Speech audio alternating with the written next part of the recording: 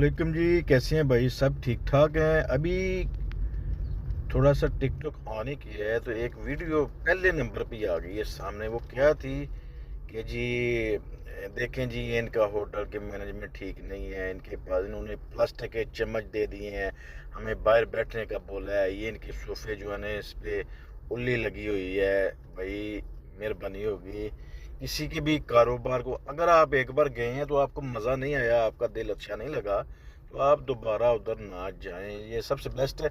एक बंदे ने लाखों रुपए लगा के एक अपना कारोबार बनाया, होटल बनाया, कुछ भी बनाया है, तो काइंडली उसे ऐसे बदनाम ना करें। हम पाकिस्तानी हैं, हमारा भाई है, उससे गलती हो गई है। काइंडली आप अंदर जाके उनको शिकायत कर सकते थे।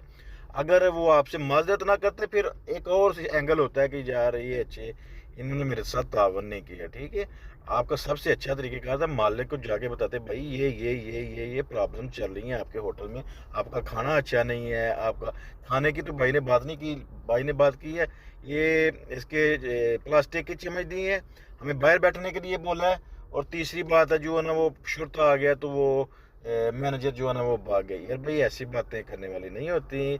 हर किसी के रिज़्क़ के दुश्मन ना बने, किसी के ना, किसी का जो रिज़्क़ है ना उसके दुश्मन ना बने। कम से कम अगर किसी को फ़ायदा नहीं पहुंचा सकते आप, तो कम से कम उसको नुकसान ना पहुंचाएं। ये बात आपको पता होना चाहिए।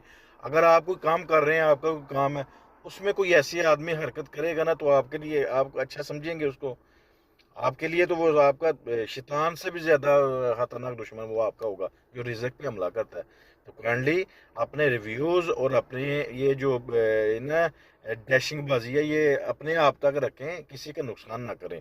बहुत मेहरबानी होगी। अगर आपको ये बातें बुरी लगी हैं तो मैं माज़रत ख़्वाह हूँ, लेकिन मैं मेरी मजबूरी है।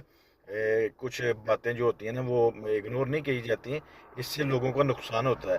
वो होटल मेरा नहीं है, वो पाकिस्तानी किसी भाई का है।